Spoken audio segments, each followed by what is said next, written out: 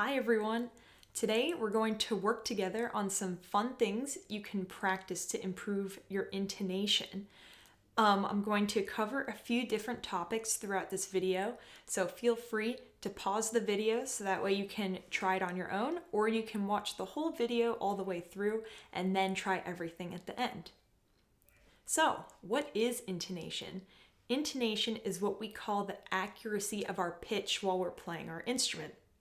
Intonation is not something that just comes naturally to everyone. It's something that we have to develop the skill for and practice so it gets a little bit better every time. We are going to work on two independent things today in this video to help us improve our intonation, but they work together in conjunction whenever we're playing and practicing. And those two things are, one, our ability to listen, and two, our ability to adjust. Let's talk about adjusting first. Our ability to move our fingers in a flexible and relaxed way depends on how our body feels while we play the cello. We want to make sure we are sitting on the edge of our chair, feet flat on the floor, and make sure that our back is not slouched, but also not hyperextended. This is called a neutral back. Our back should not feel any pain. We should just be sitting as is normal. Once our body feels comfortable, we can check on our left arm and hand. Our left arm should feel as if we are keeping a big beach ball between the side of our ribs and upper arm. Make sure that your wrist is not bent either this way. This is not what we want. We don't want it this way either. Pretend like there's a splint on your wrist, keeping it strong and straight. You can even take your bow, which is one long stick. You can place it on your wrist and don't leave it like this, but we can see if we're able to keep a straight wrist while putting our splint on our wrist. Once your arm is set, look at your fingertips. They should be very curved, with your finger joints standing tall above the fingertips. It's okay if your pinky finger doesn't look tall. Mine can't bend either, so my pinky finger is a little bit straight, and that's because I have small hands. When we keep our arm and hand in a relaxed position like this, we have an easier time staying relaxed and adjusting our intonation. Make sure that when you press your fingertips into the string, that you only press as hard as you need to. Pressing too hard can hurt our hand. Try playing any note like I'm about to do and see how little pressure you can use with your left hand to find a sound that is still pleasing and good. So, let's try this first. Okay, so I'm trying to play an F sharp. That might be a little bit too little pressure. I'm going to start pressing a little bit more. There, I found my note, and I'm not pressing as hard as I could with my left hand because I don't want to hurt myself. Why don't we try, let's try first finger B on the A string. I'm getting a cool harmonic, but not the note that I want. That one only needed a little bit more pressure than the F sharp did. Now, let's talk about our listening skills.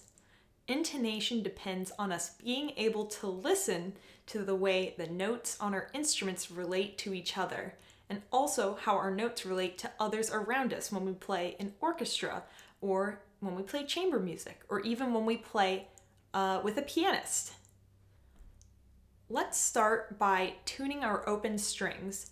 You can find a tuner app on an iPhone, any type of phone, an iPad, or any tablet if you have access to that, or you can buy a physical tuner off the internet. The name of the app I am using here is called Tunable, and it costs $2 in the App Store. If apps or actual tuners are not a possibility for you, you can also Google Cello Drone A or Cello Tuner and find a website that offers these services, so that way you can help yourself tune your strings. So now you can see what my tuner looks like, and let's see how I adjust my strings when I play the open strings.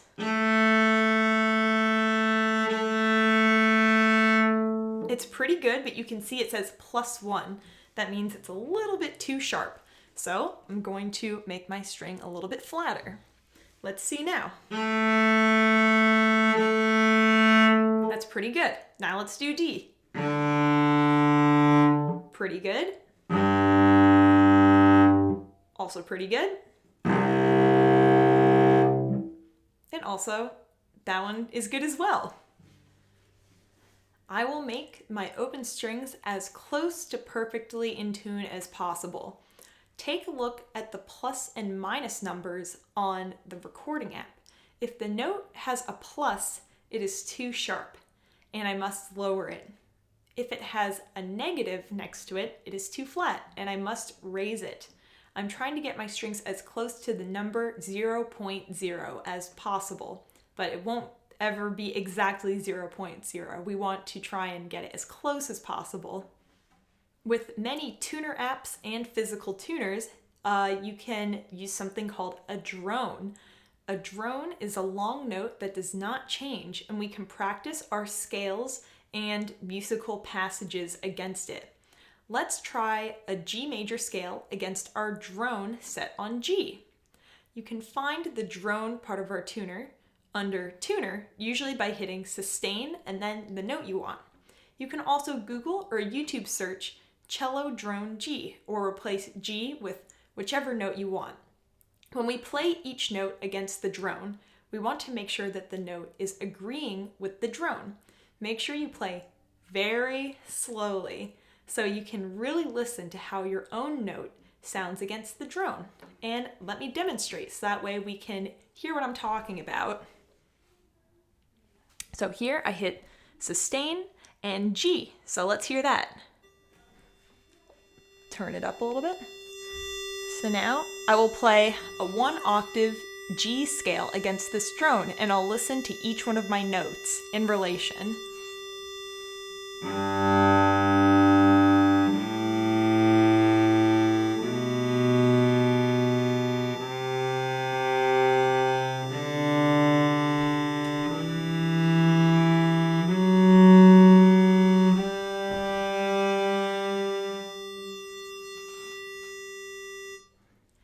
Now, let's do an exercise together.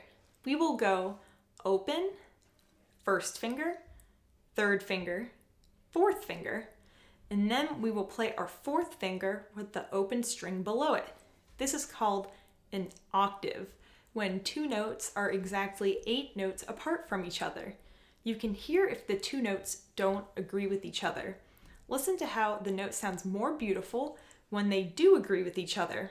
We can do this exercise against our open D, open G, and C strings to practice our fourth finger intonation on the upper string. Let me show you what I mean. So let's start with the D string.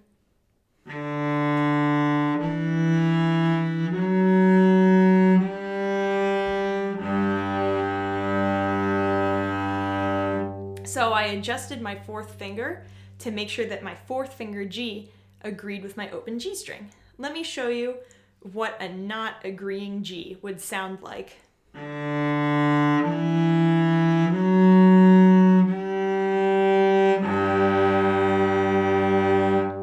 You can hear that it didn't agree, so let me adjust that fourth finger. I'll make it a little bit higher. And now they sound like almost the same note, even though I'm playing 2 different Gs. You can try this exercise on the G string as well.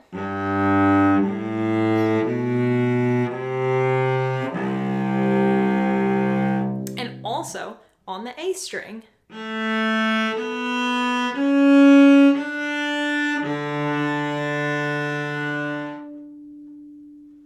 Here's another exercise that you can try with me. Remember the octave that we just talked about? An octave is something that we call an interval. An interval is the word that we use to describe the space between notes in a scale.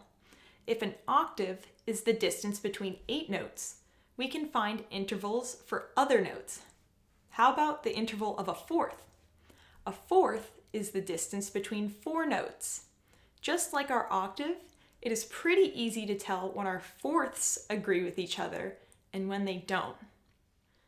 So here are the instructions for this exercise.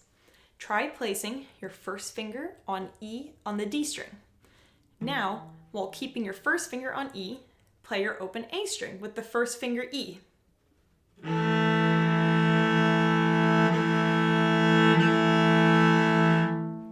Now, like I just did, try moving your first finger around to hear what sounds good and what sounds not as good. It's okay if it's not clear at first what sounds good and not good. That is something that we get better at over time. So let's hear what it sounds like when I move my first finger around a little bit.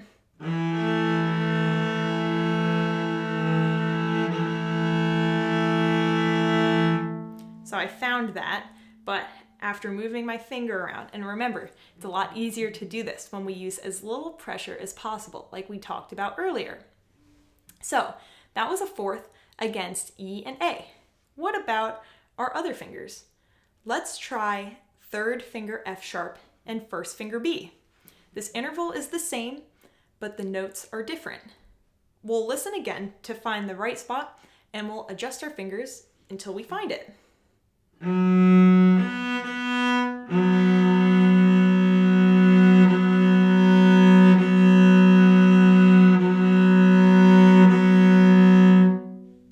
Now let's try fourth finger G and second finger C. C natural, that is. Once again, different notes, but the same interval. And I'm also going to use my open G string to help tune my G before I find the interval of the fourth.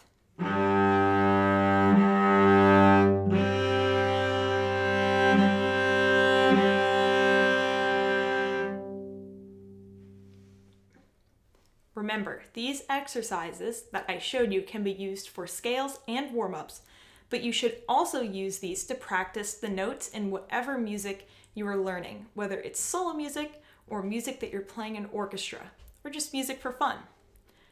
I hope that this helped you understand what intonation is a little bit more, and I hope that you can use these exercises for everything related to the cello.